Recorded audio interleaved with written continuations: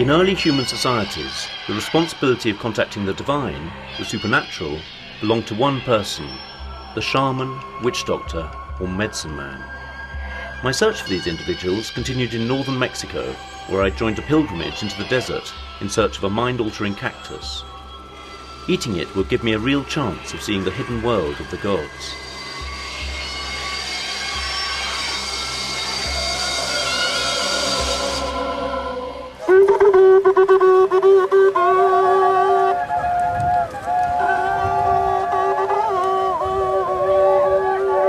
I was with the Huichols of the western Sierra Madre.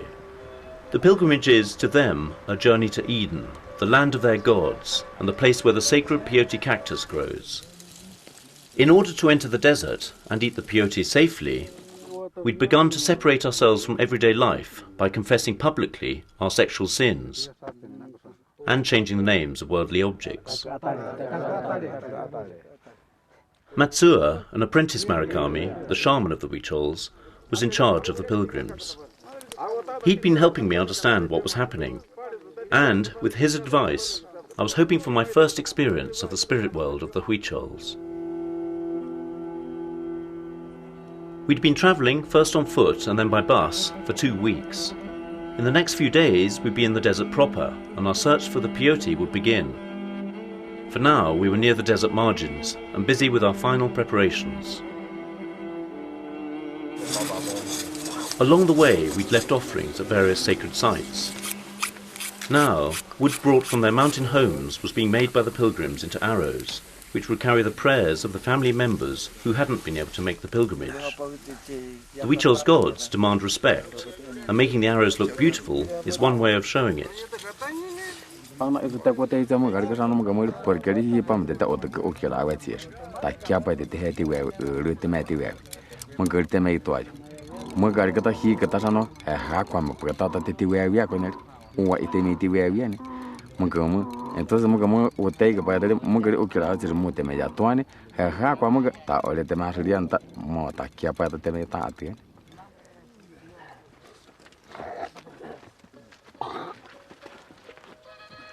Feathers, given to the pilgrims by their families, were attached to the arrows to make sure they flew high into the heavens. Each feather had itself been prayed over and blessed, and once the new arrows had been anointed with deer blood and sacred water, they'd be ready to be presented to the gods. The peyote pilgrimage used to take up to 4 months to complete on foot. With a bus or truck now the only option, because of the roads and fences that block their way, the Huichols can finish the journey inside a month.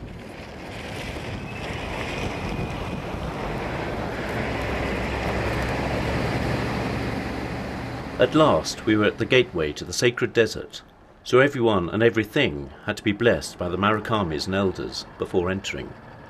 The gods demand purity, not only physical but spiritual. Fasting and a lack of sleep had helped us further separate ourselves from our mortal state, essential if we wanted to eat the peyote and meet with the gods.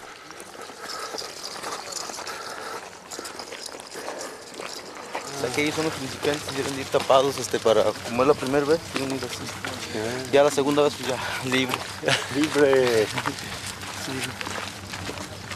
It's the first time we have seen this stretch of desert, because the first time his eyes were covered, like all the first timers. It said this is such a sacred place that you'd be overcome on the first visit here if you're able to see it.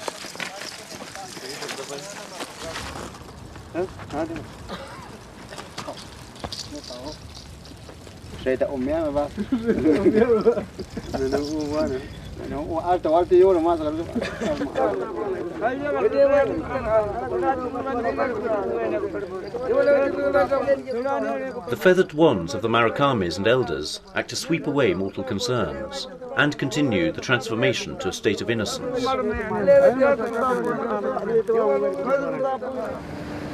The peyote grounds were still some way off, and there was one more sacred site we had to visit before the hunt for the cactus could begin in earnest.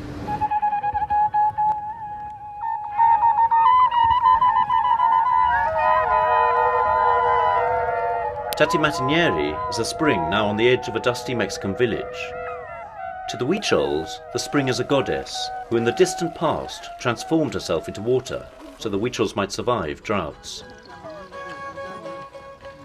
The local Mexicans regard the Huichols with a mixture of amazement and irritation. Despite a government sign demanding that no one other than the Huichols use the spring, and the barbed wire put up to protect it, the grazing animals and the litter strewn about pollute the sacred water. The significance attached to places like this lends credibility to the Huichols' belief that once they lived as hunters in the desert, dependent on such springs. Despite living hundreds of miles away in the mountains, an area full of springs and streams, they still remember Tatimatiñeri and give thanks to her. Water from here is collected and taken home to be used in ceremonies throughout the year.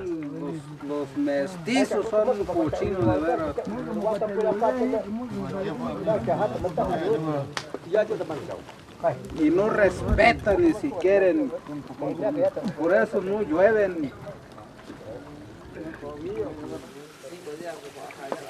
The local youths have been told to get off the fence and show a bit of respect. But you sense the problem isn't just with the young, it's with everyone around here. There's a lot of murmurings. No one would say anything to my camera, but they're not happy about the way this place is being treated by outsiders. For the primeros, the first-timers, this site is so filled with spiritual power that they'd be blinded if they saw it without being fully prepared.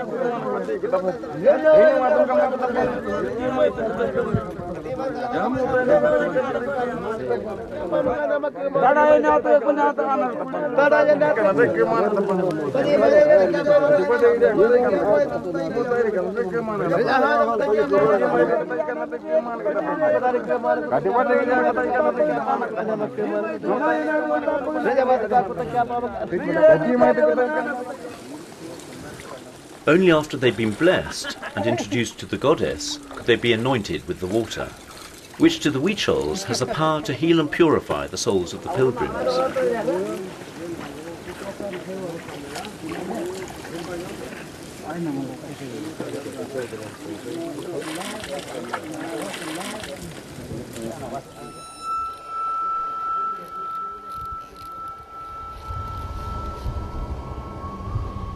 Driving through this sacred area was a strange experience.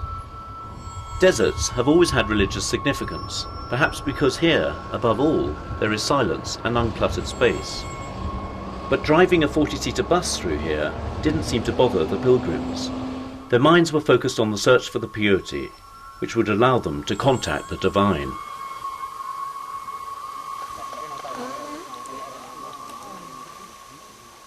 An exciting moment, this. The gathering before the first search for peyote.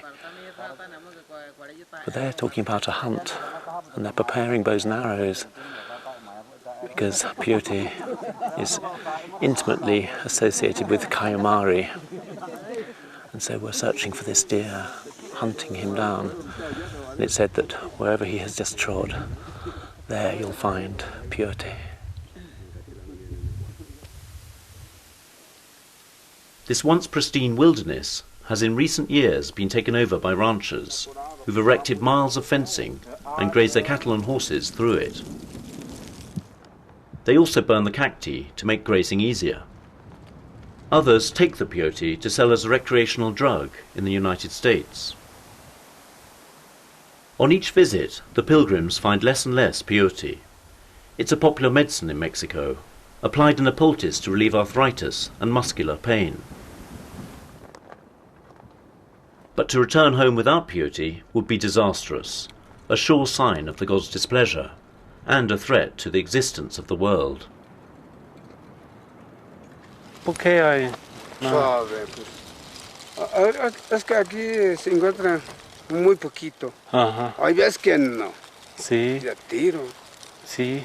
Es que el otro vez, hace como 2 años, fuimos a aquel lado, entonces hallamos como 3 biznaguitas así. Entonces, pero a aquel lado, no hallamos esto. No, este no. está jodido ahorita, este no tiene. Sí.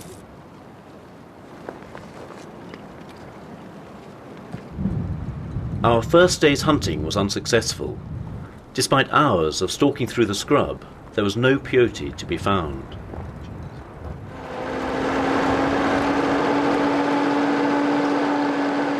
We drove deeper into the desert, to another site where last year the pilgrims had found lots of peyote.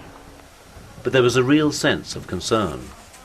To return home without the sacred cactus and its ability to allow communication with the gods was unthinkable.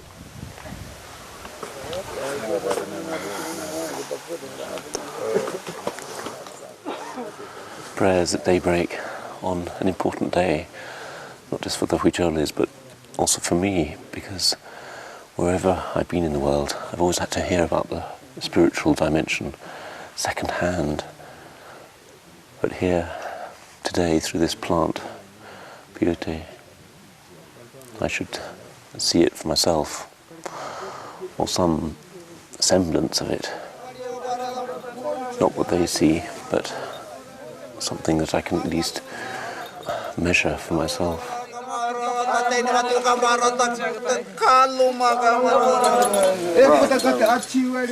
Marcelino, the violinist, told me what had happened to him the last time he was here. Entonces yo escuché un ruido y así, y luego yo escuchando ya tocar y así. Sí.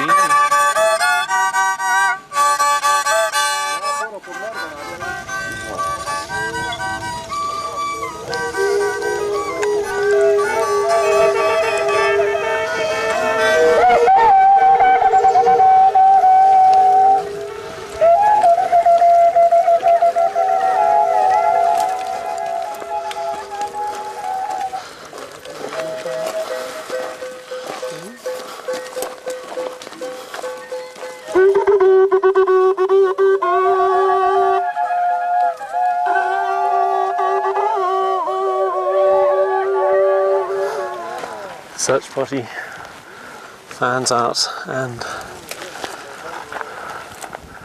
do hope we have better luck this time.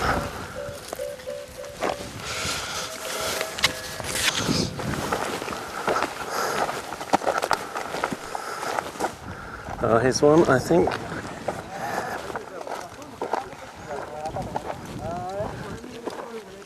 The Huichols are extremely careful when gathering the peyote. They approach it slowly, calling it beautiful names, and leave the roots in place so the peyote will continue to grow.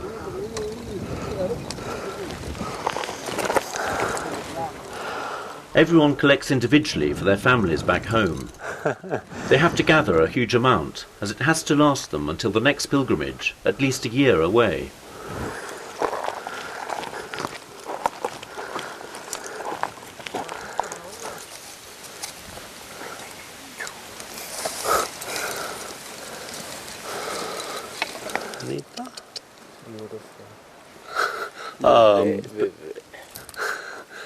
¿Cómo es? Bebé.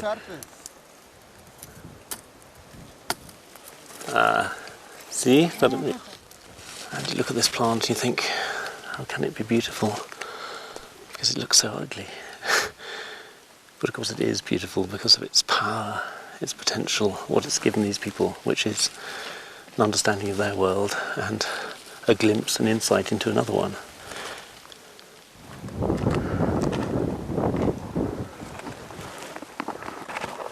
Cascabel. Oh yeah.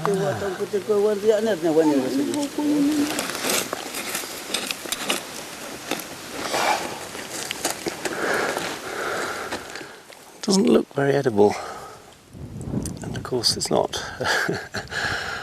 The reason why they're hallucinogenic is that they are full of alkaloids. These alkaloids are, well, they're toxins to try and discourage grazers like us humans.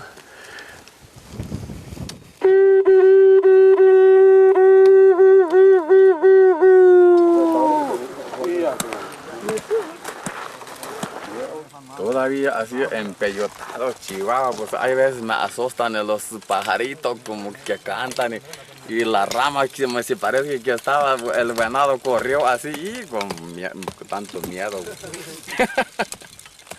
Hasta alguno que no aguante, pues lo tiene que echar el balazo para tomar la rama. One of the Marikamis had located an enormous peyote plant. He said it was here that Kayamari, the sacred deer, had come to earth, and here that the first peyote must be blessed and eaten. The decorated arrows were placed on this sacred spot to carry the prayers of the pilgrims' families directly to the gods.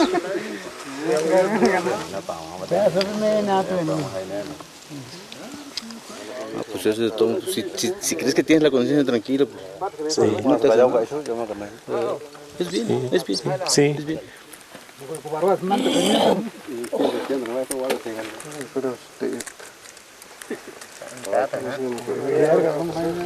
One little peyote has been selected for me.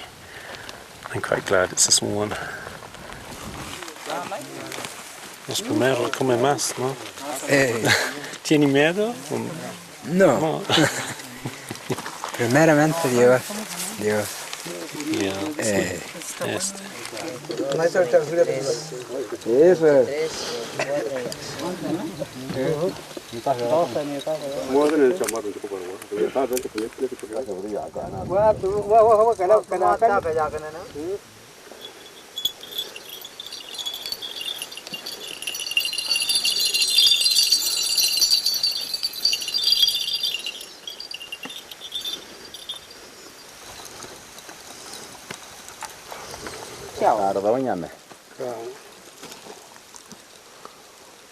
Tengo ahí.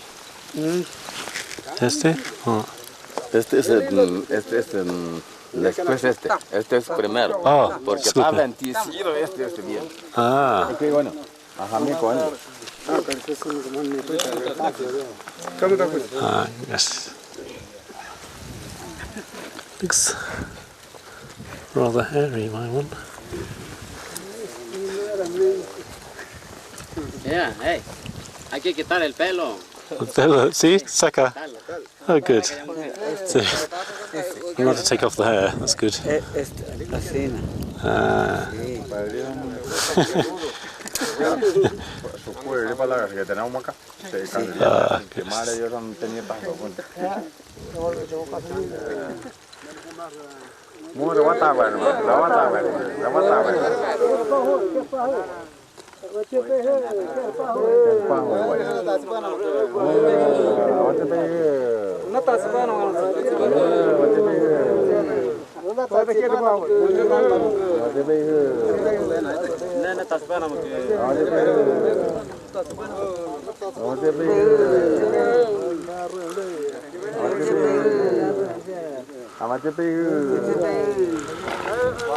Right, it's my turn.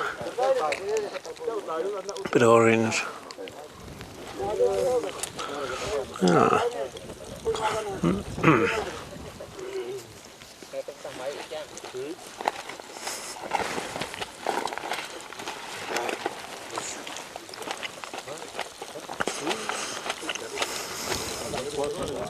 Bitter. I got away lightly. The primeros had to eat a lot more than anyone else, around 60 segments, in order to ensure they had a direct experience of the gods. They were guarded by the Marikamis, who made sure they were well, but also that they ate every piece given to them.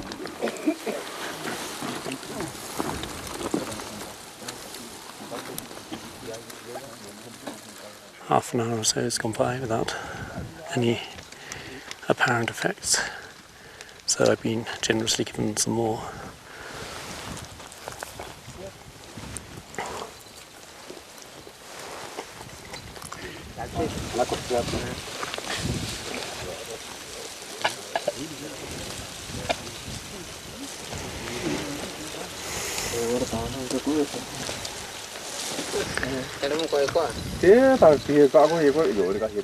I couldn't help feeling relieved at having to eat only a dozen pieces, but that was enough. I've sat down on the desert floor to look at the world, which seems much as it ever did, but comes and goes a little. And there's a distance between me and everything around me at times, and then everything is in my face. People a little bit too near. The cactus limbs coming out at me. Coming and going. As if the desert has got a heartbeat and everything, even the stones, are chirruping, moving, vibrating, coming towards me, going away a little bit, and then a great deal.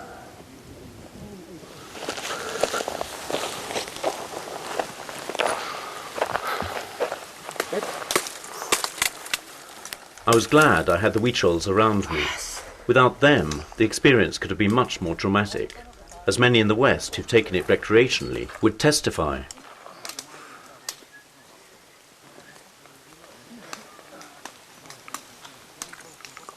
I feel like a fish. No, that's going to sound wrong.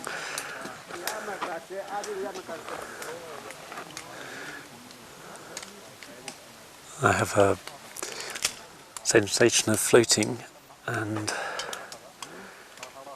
it must be like this if you're a fish floating in between the weeds.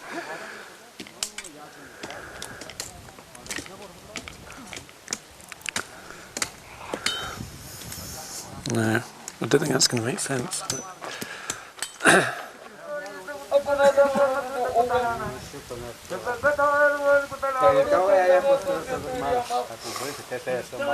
The day had been a success. Beyond the feeling of mild euphoria, there was a tangible sense of relief that there was enough peyote here to take home. The gods were once again summoned to witness the work of the pilgrims, and as night descended, we slipped into our own dreams and let the gods talk. The effects of peyote are an individual experience for the Huichols, much like a dream. There's no collective group action, just an overwhelming feeling of calm and communion with everything around.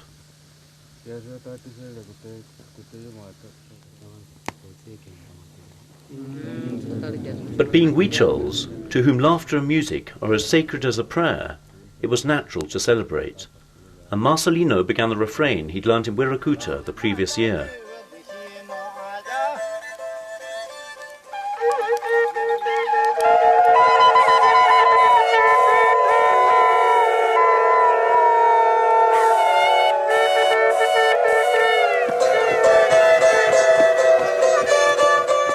As they danced, the pilgrims recreated the various stages of their journey to the revered land in which they were now fully immersed.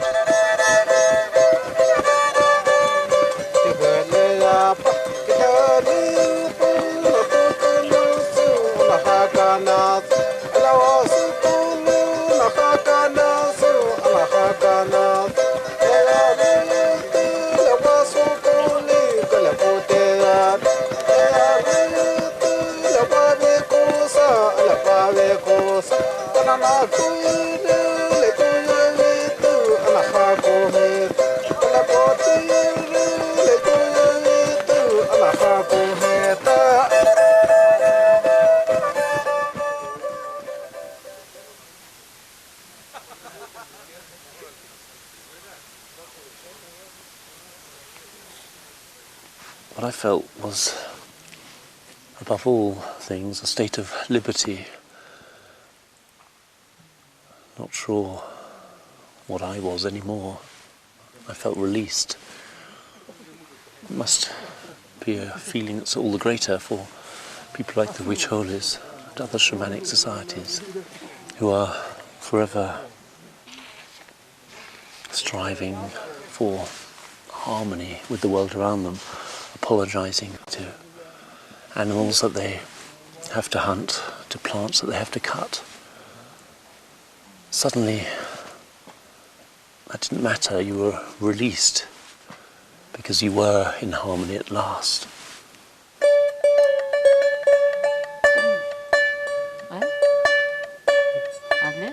I wanted to know what other people's experiences had been.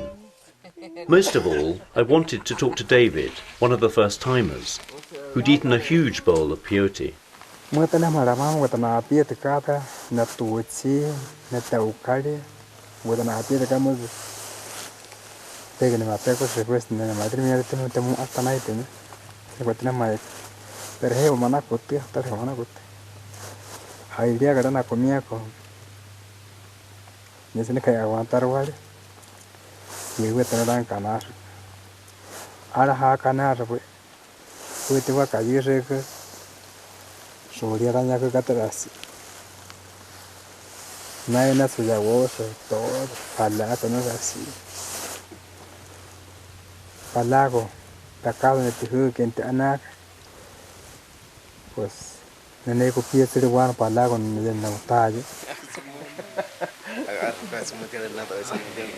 Y se me abrió un panorama desde la primera vez porque yo no oculté nada. No oculté nada, fui sincero ante el fuego, ante Cayumari, ante Takagi, que es el sol, y jamás le oculté yo nada a él. Y entonces yo desde un principio me abrió un panorama, y ahora ya me viene haciendo disfrutar, vengo disfrutando de todo conscientemente. With the peyote gathered, there was one important task left. We had to climb Cerro Quemado, the highest mountain in the desert, to salute Callao, the sun, as he rose once more over the horizon. No, pues desde Jotara ana pa mujeka. Jotara ka sida ana pina ujeka. Iki iwe ya se mete otana te pues no sé qué. Sukur samote wa muger samote wa ta sida ana yana kana dan. Ana eta semi ana eta senti wena iki ye muger asamo ti sura. Mana se ma kana ten mana se kres po ta uyen san. Hiripa. Saka agum. Saka masa mana sa okase que ta zeli ke sire Jotara ka petio na ka ta stawara ta pe ya ka. Pues que petit maite pues vienen tu rawaliana y pues ya nena como el man bodega.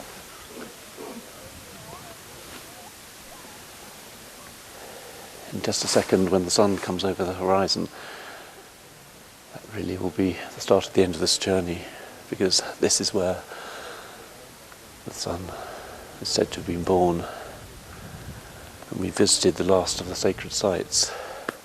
The sun will now retrace our steps, crossing over the land of Wirakuta, west to the Sierra where we started.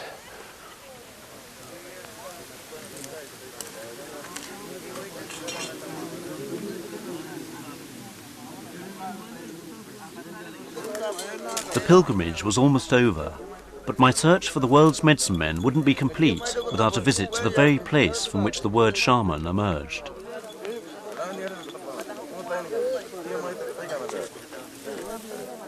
I was on my way to Siberia, where after decades of Soviet persecution, shamans were once again on the rise.